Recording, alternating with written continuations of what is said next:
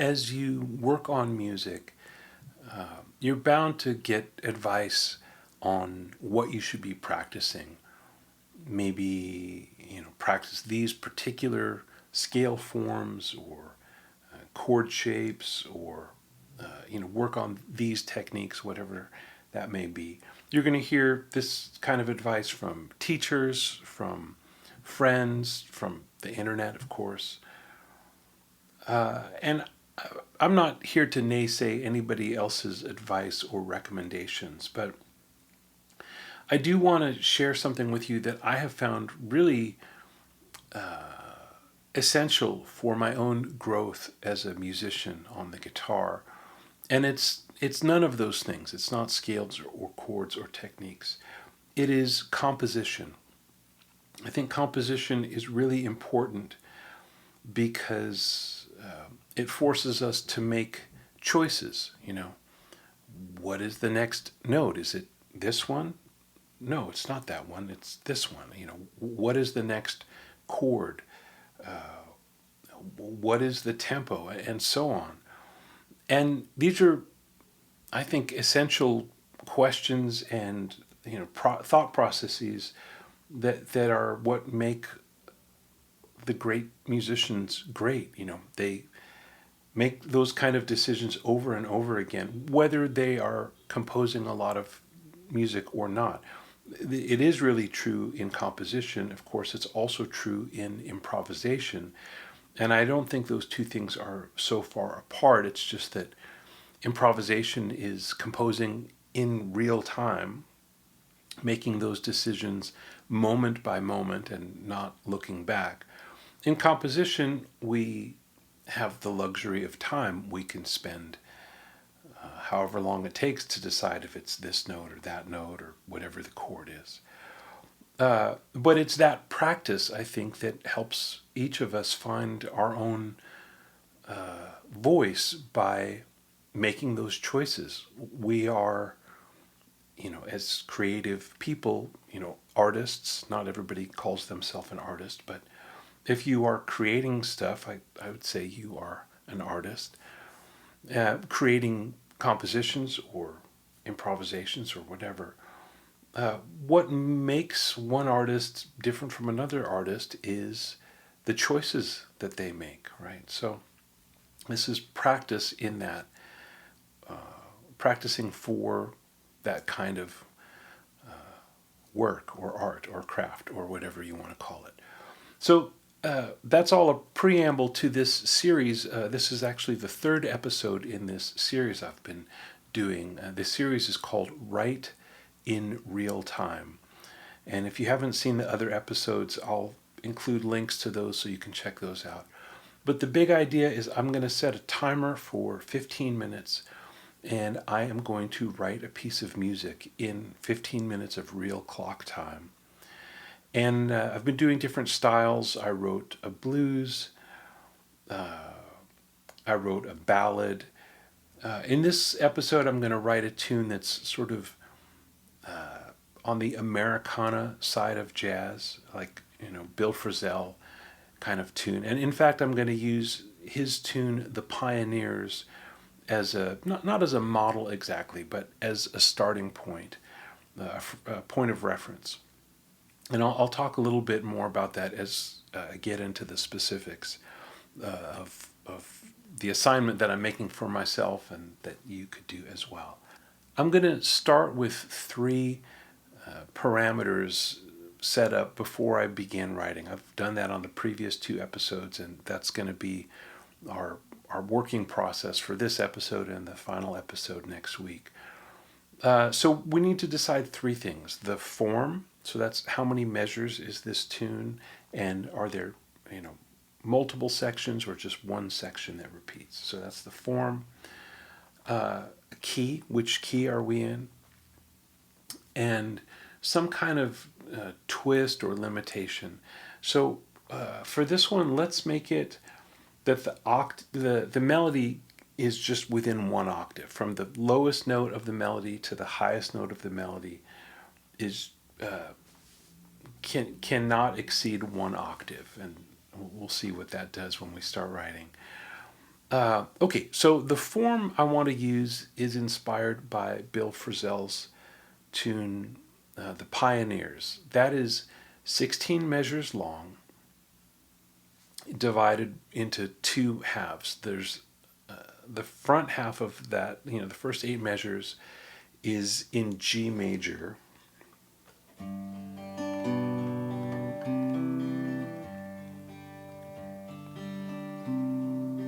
And uses kind of just fundamental harmony.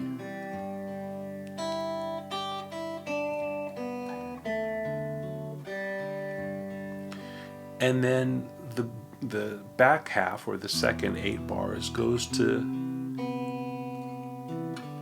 E minor, which is the relative minor of G. So we haven't changed keys, but we've changed moods.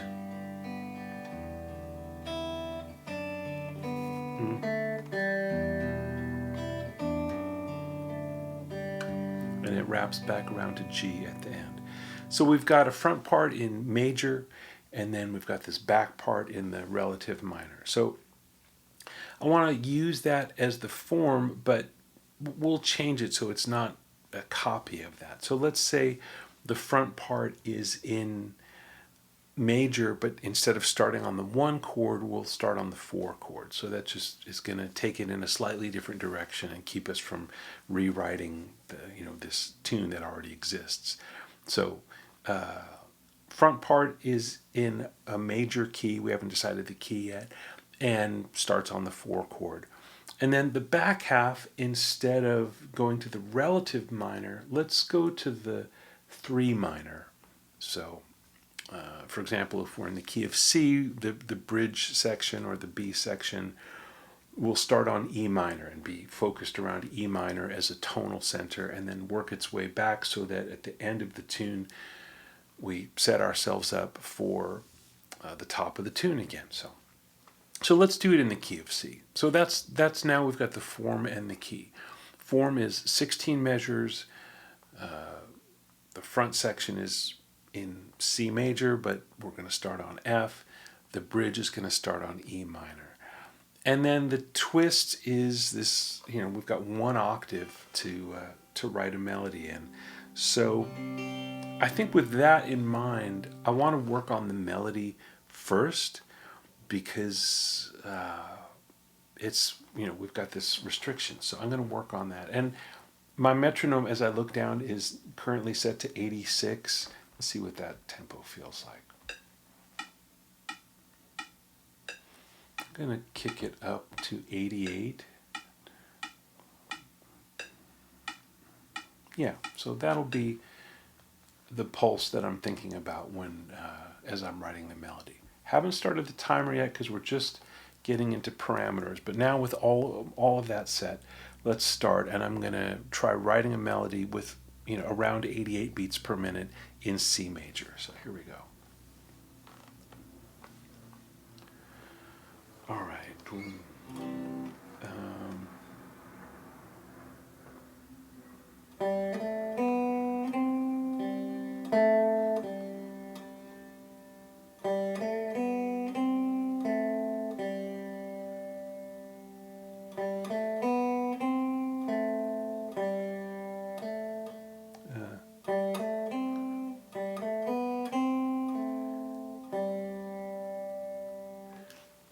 I had a little nugget and it slipped away, so let me stay focused here.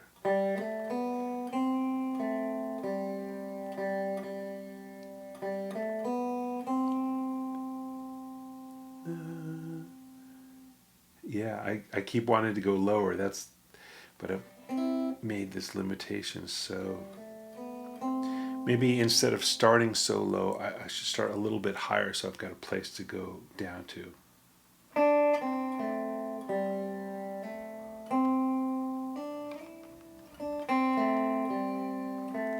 Yeah, that's not bad.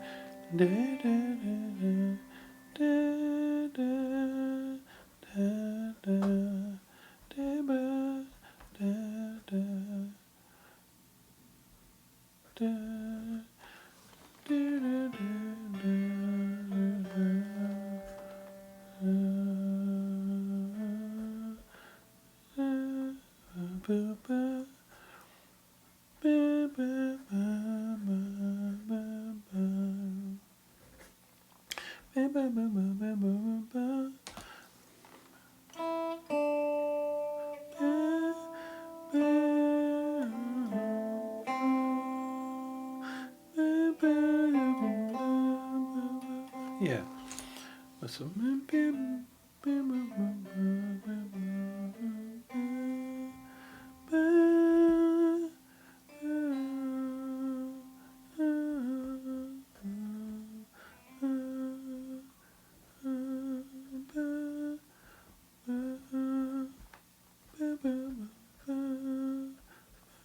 yeah, so this is the whole melody. And let me do this with the click, so make sure that it actually is going to work. 2, 3, 4.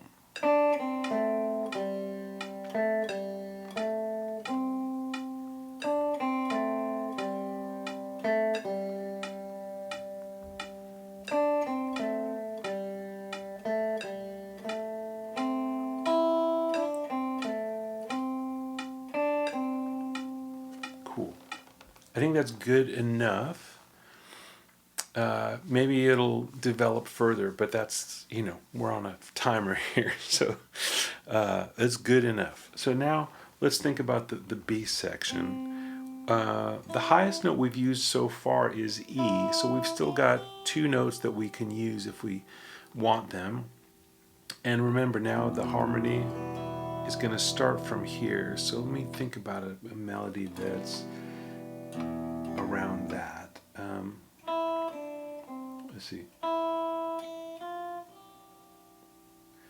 don't want to give that the highest part away just yet. Maybe I'll save it. So let's see. Yeah, that's good. Start on the B. And I'm writing this down as I go.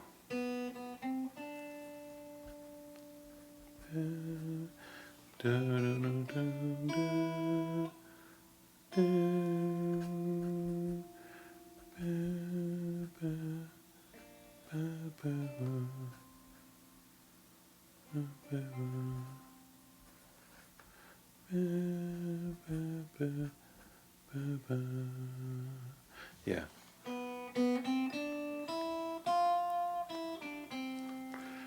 And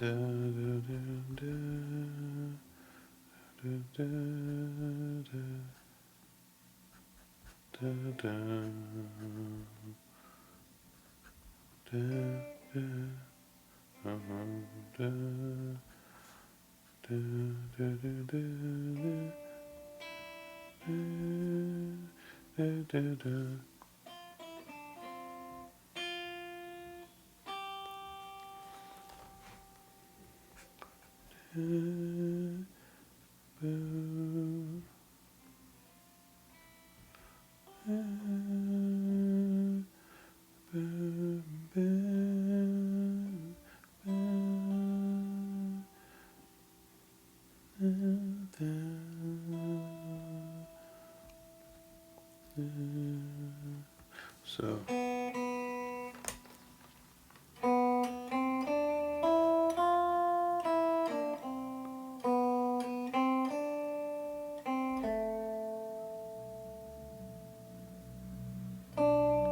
Oh.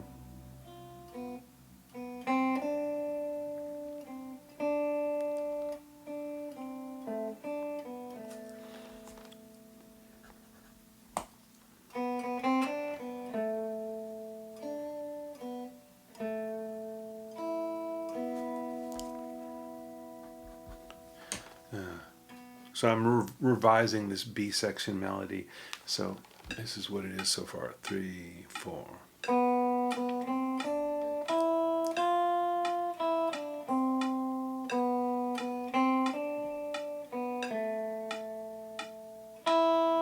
Ba, boom, ba, boom, ba, ba, ba, ba, ba.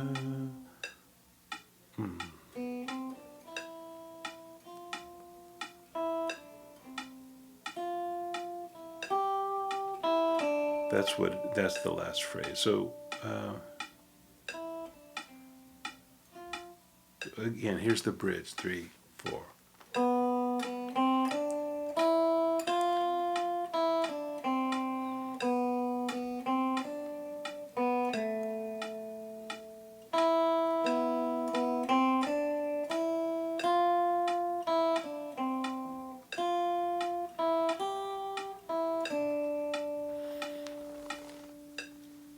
And then back to the A section. 2, 2, 3, 4.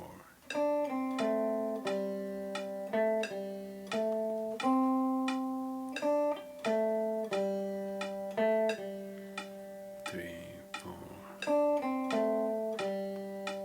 4. The third phrase. 2, 3, 4.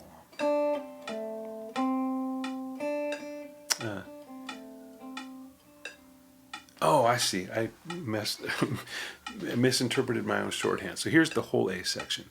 3, 4.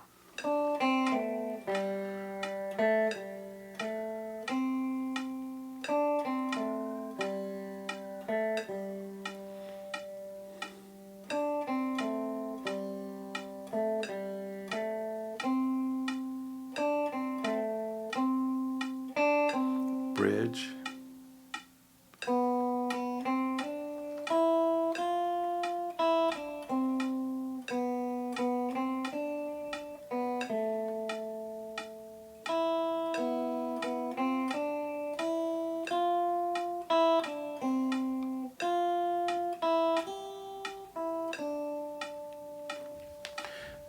And now I'm realizing that that's gonna want to end on the 5 chord. Just that's what that melody sounds like to me. And thinking of the Pioneers as a model, it really lands on the 1 chord at the end. So I want to see if I can get this melody to land us there.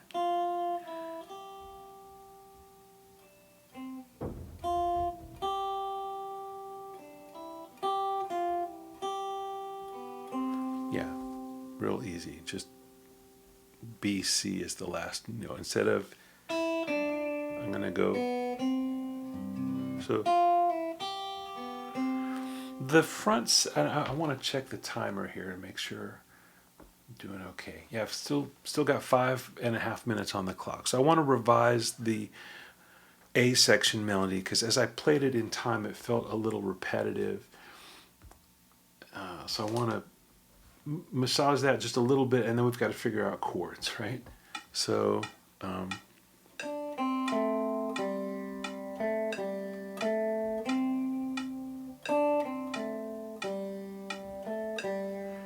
and then instead of going again this kind of same, that's what I had done, I want to do some other thing in there. So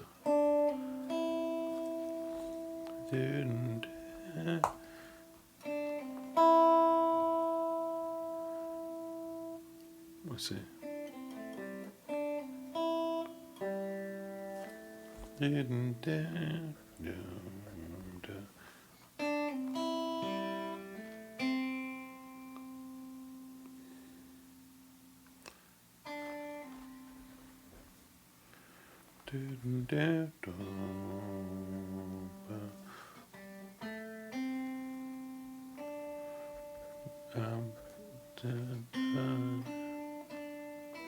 Yeah, C, D, D, E.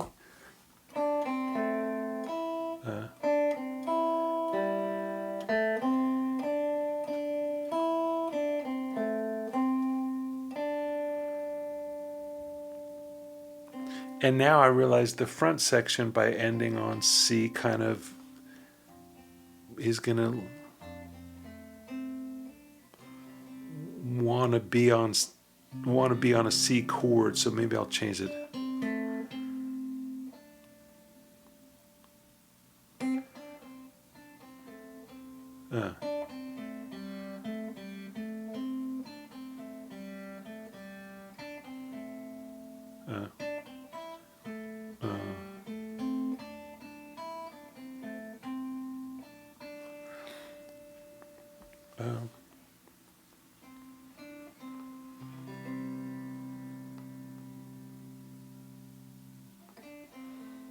I'm going to leave it.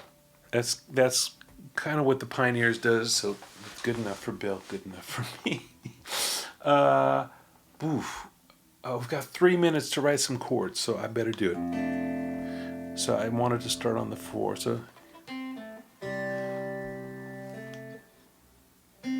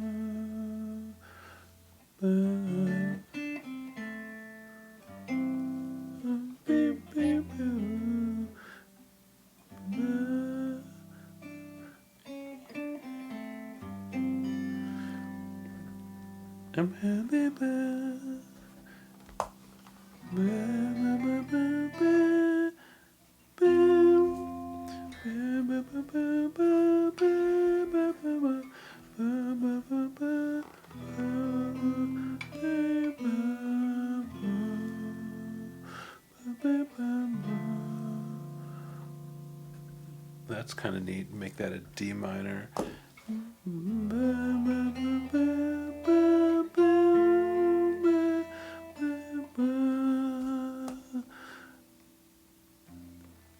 Oh, wait for the D minor. D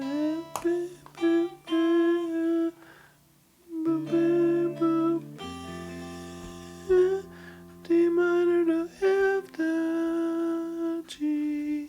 Yeah. Woo. Getting down there. So, where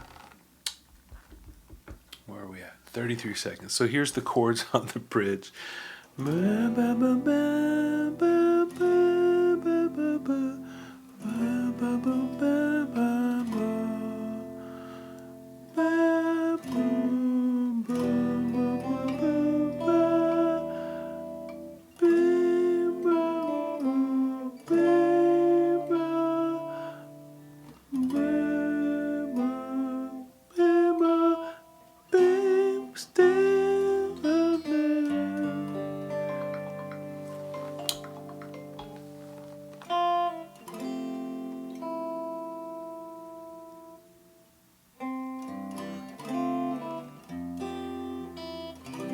So it ends on C again. Both sections end on C. Wow.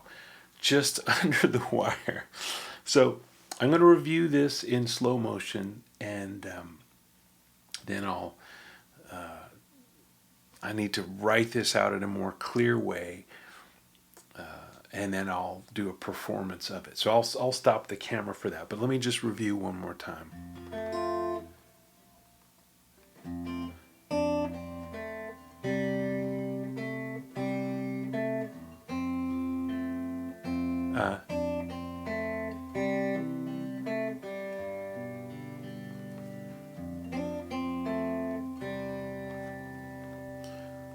Sorry. Oh, I changed the melody, right?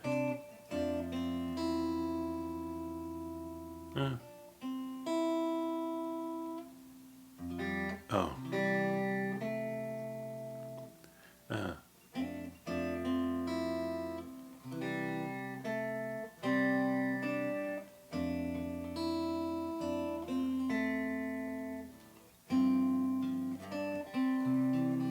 Yeah.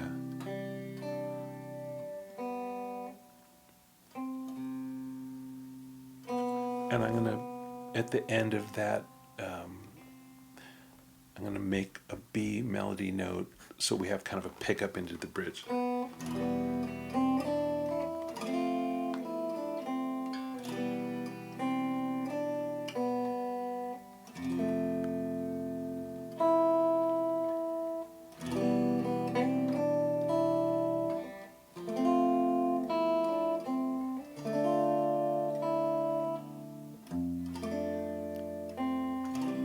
That's what it is.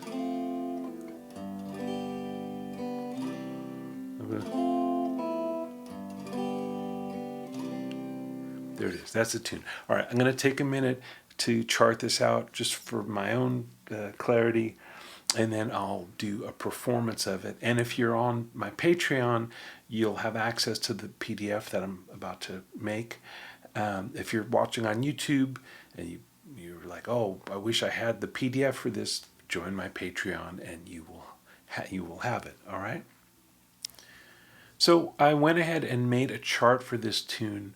I'm calling it Alvarado Street, and it's got the melody that I wrote and it's got the chords that I wrote all on the timer. I made a couple of very small changes in the harmony just because as I was charting it out and checking it, I thought this could be a little more interesting. So I added an A minor in measure 6. You'll see as that comes up. And in measure 13, there's a G chord, which was originally E minor. And then in measure 14, when we go from F to C, it's F over A, and then C.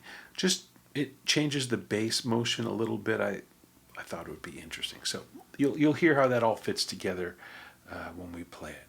So let's play it. I've slowed the metronome down to 64. And I'm just going to play through the melody of the A section. Just melody, no chords. You can play it with me if you like. 3, 4.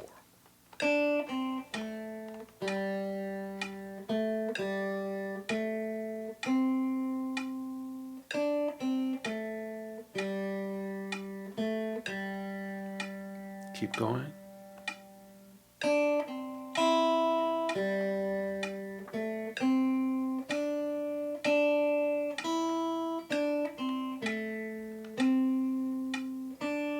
Let's do all of that again. Ready? Go.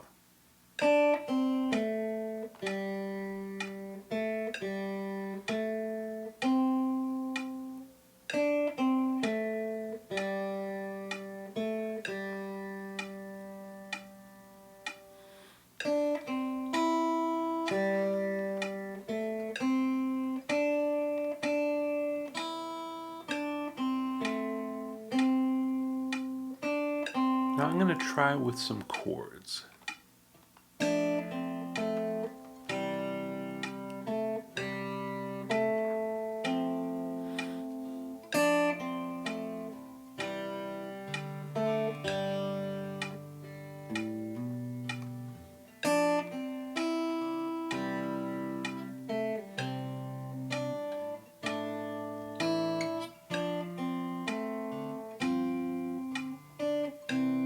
Not doing anything particularly fancy, just grabbing, right out of the stuff that lays in the chords. So measure 3, here's F, C, G, measure 5,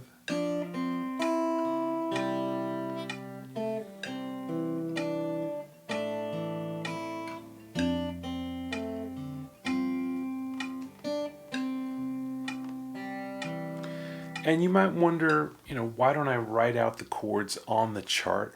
That's because I don't want to have it be too locked in. I want the melody to be really clear, and the accompaniment stuff that happens around it could be a little different every time. So that's why I didn't write it out. But just to be hopefully clear, I'm just grabbing stuff that's right out of the chord forms. I might have to grab a note that's not technically in the chord, like this D note. Not really part of the F shape here, but it's certainly easy to grab.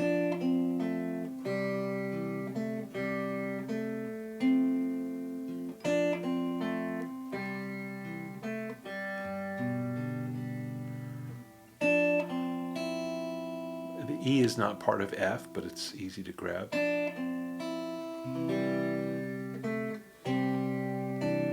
This D note is not part of A minor, but it's just right there. And I like going to the low F there, but if that's not comfortable for you, you could just stay here.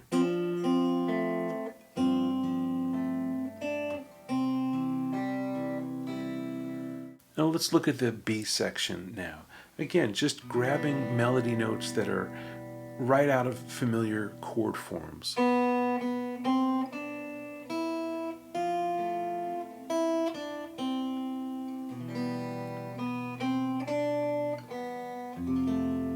That'd be nice to grab this as your F chord shape here, but you could also just grab low and high or add that note, make it 4-part as you like. So this is letter B. Let's do it in time. 2, 3, 4.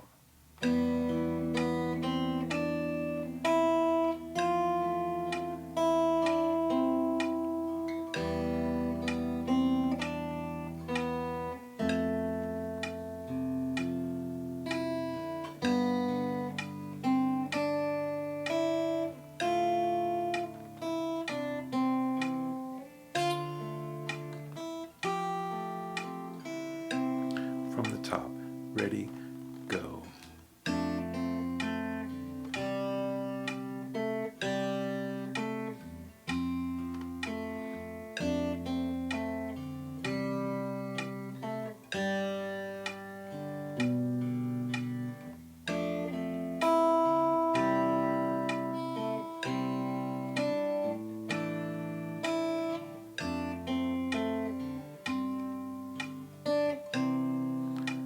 Letter B.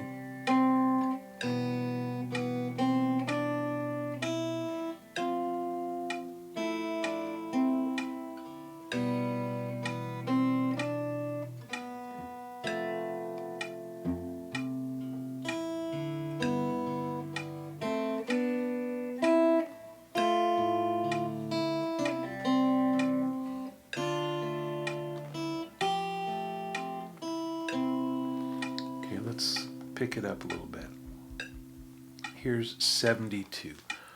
1, 2, from the top.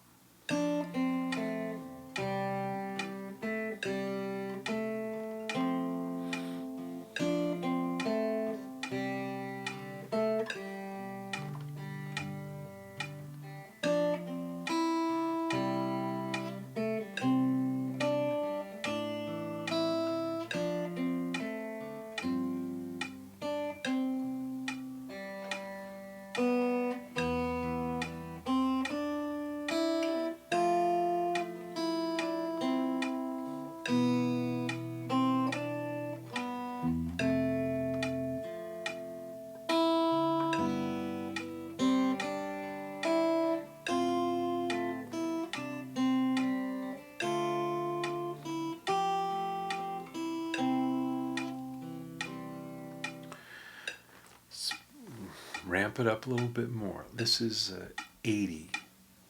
1, 2, 3, 4.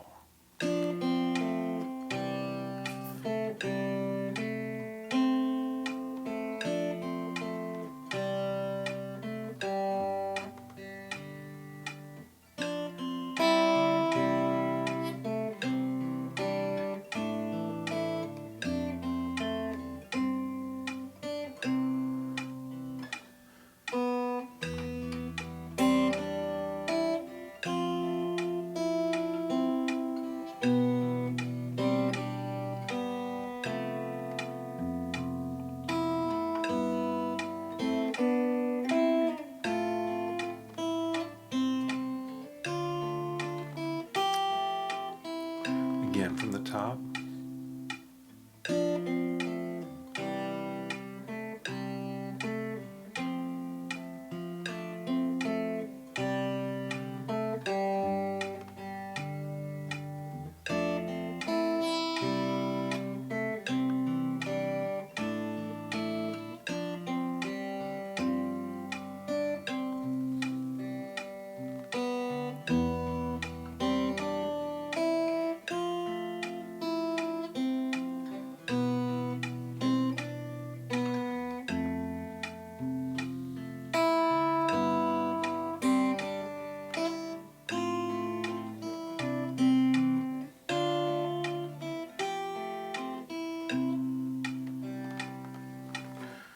Cool. Now let's take it all the way up to 88. That's where I wrote it, and I think it's a good sweet spot for this tune. Of course, if you're going to play it on your own, you can bring it on either side of that, whatever's comfortable for you. But here it is at 88. Play along if you like. 1, 2, 3, 4.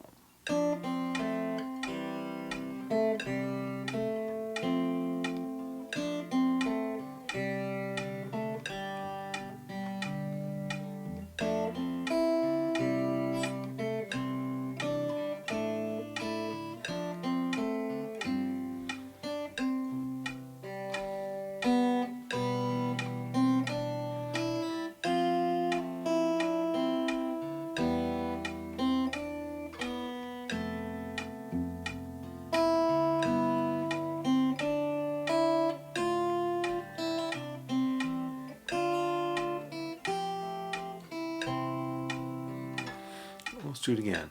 2, 3.